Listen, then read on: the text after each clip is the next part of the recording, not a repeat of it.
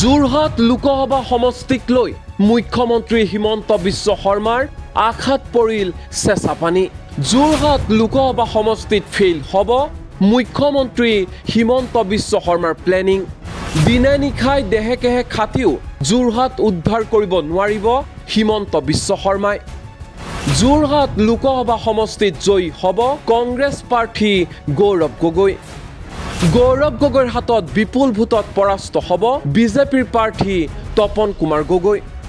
অগপ বিধায়ক প্ৰদীপ হাজৰিকাৰ সমীক্ষাই খেলিমেলি লগালে হিমন্ত বিশ্ব শৰ্মাৰ নিৰ্বাচনী অংকত।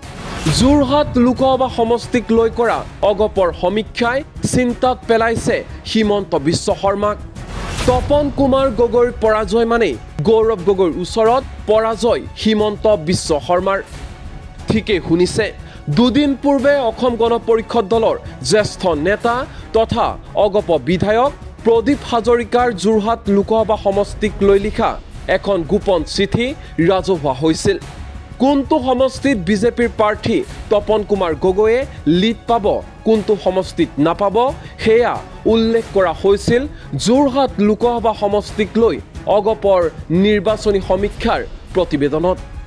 প্ৰতিবেদনত উল্লেখ কৰা হৈছিল এনেধৰণে: নাজিৰাত বিজেপি প্ৰাৰ্থীৰ লিড 13,000, মাহমৰাত বিজেপি প্ৰাৰ্থীৰ লিড নাই।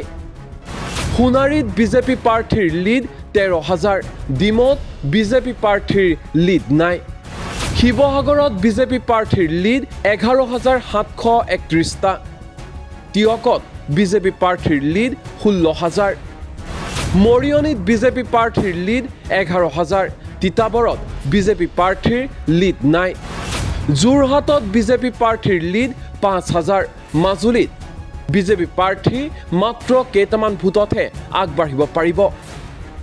অৰ্থাৎ 10টা সমষ্টিৰ 5টাতহে লিড ল'ব পাৰিব বিজেপি প্ৰাৰ্থী তপন কুমাৰ গগৈয়ে। কেৱল ইমানেই নহয়, প্ৰতিবেদনত উল্লেখ কৰা হৈছিল যোৰহাট লোকসভা সমষ্টিত অগপ আৰু বিজেপিৰ মাজত নাছিল কোনো ধৰণৰ সমন্বয়। নিৰ্বাচনৰ সময়ত অগপ নেতা কৰ্মীক অৱহেলা কৰা হৈছিল, যাৰ ফলশ্ৰুতিত ফল ভুগিব লগা হ'ব বিজেপি প্ৰাৰ্থী তপন কুমাৰ গগৈয়ে। মানে ফ্ৰেণ্ডশ্বিপটো কি আছে, ফ্ৰেণ্ডশ্বিপটো আচলতে ইমান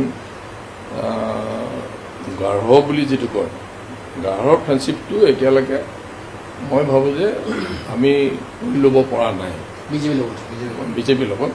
সেইটোত মানে দুইটা পাৰ্টীয়ে আৰু অলপমান ৱৰ্ক কৰিব লাগিব। ৱৰ্ক কৰিলে সেইটো মোৰ নিজৰ পাৰ্চনেল মন্তব্যই কৈছোঁ দেই, সেইটো মানে আমাৰ পাৰ্টী তেনেকুৱা কোৱা নাই।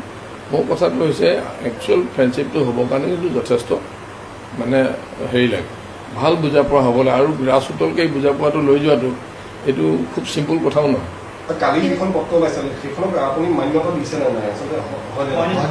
সেইখনটোতো হয়, কাৰণ যে ৰিডিং যিবিলাক দিছে এইবিলাকতো মই থাকোঁতে হৈছে না। সেইবিলাক তাতে যিবিলাক ৰিডিং ওলাইছে, এতিয়া ৰিডিংটো কেনেকৈ আজি এতিয়া ধৰক থাওৰা কনষ্টিটুৱেঞ্চি বা আজি মাৰমৰা কনষ্টিটুৱেঞ্চি আজি বা মাজুলী কনষ্টিটুৱেঞ্চি, তেওঁলোকৰ তাৰপৰা যিখিনি মানুহ ৰিপ্ৰেজেণ্ট কৰিছে তেওঁলোকে যিটো দিছে সেইটো তাত নোট কৰিছে, প্ৰচিডিং কৰিছে, সেই প্ৰচিডিঙৰ পৰা সেইটো বনাই দিছে। লোকসভা নিৰ্বাচনৰ সময়ত আমাৰ এই কমিটিখন আমি মাজে মাজে বহি আছোঁ।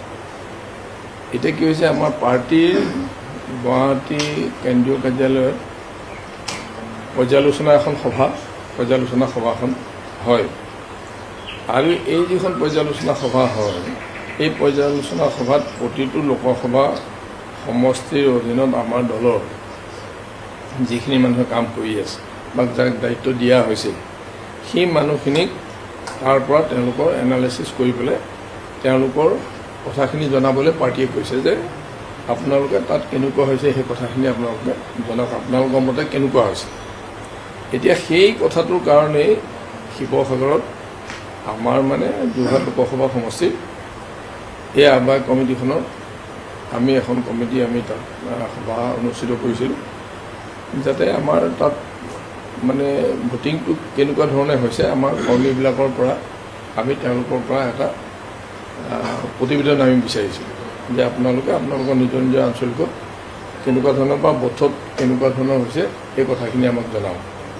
আৰু সেই কথাখিনি তেওঁলোকে জনোৱাৰ পিছত আমি তাত যিটো ফাইণ্ডিং হ'ল, এই ফাইণ্ডিংটো ঠিক কৰি পেলাই সেইটো আমি আমাৰ চেণ্ট্ৰেল কমিটিলৈ পঠাই দিছোঁ এতিয়া সেই কথাটো কেনেকৈ পেপাৰত আহিলে কি ধৰণে আহিলে কোনে ক'লে এইটোতো আৰু এটা জাষ্ট এটা মানে পৰ্যালোচনা এটা মানে এটা এনালিচিছ এইটো চব পাৰ্টিতে হয় আৰু ইলেকশ্যন হৈ যোৱাৰ পিছত চব পাৰ্টিতে তেনেকুৱা ধৰণৰ যিখন প্ৰতিবেদন দিছিল সেই প্ৰতিবেদন এই কথাটো উল্লেখ আছিল নেকি যে যোৰহাটত তপন গগৈক বিজেপি কৰ্মীয়ে সহযোগ কৰা নাছিল কোনোবা মানুহে তেনেকুৱা ধৰণৰ আমাৰ তাত কোনো সিদ্ধান্ত হোৱা নাই কোনোবাই যদি কোনোবা কৰ্মী দুই এজন কৰ্মীয়ে আলোচনা কৰোঁতে কেতিয়াবা আমাৰ ঘৰুৱা মানুহ ঘৰৰ নিজৰ পৰিয়াল থাকোঁতেও দুই এজনৰ মাজত কিবা কিবি হ'ব পাৰে তেনেকুৱা দুই এটা কথা তেনেকৈহে যোৰহাট লোকসভা সমষ্টিত কোন জয়ী হ'ব সেয়া স্পষ্ট নহ'লেও ৰাজনৈতিক মহলত চৰ্চা চলিছে অগপৰ সমীক্ষা যদি সঁচা হয় তেন্তে যোৰহাট লোকসভা সমষ্টিত নিশ্চিতভাৱে শেষ হাঁহি মাৰিবলৈ সক্ষম হ'ব কংগ্ৰেছ প্ৰাৰ্থী গৌৰৱ গগৈ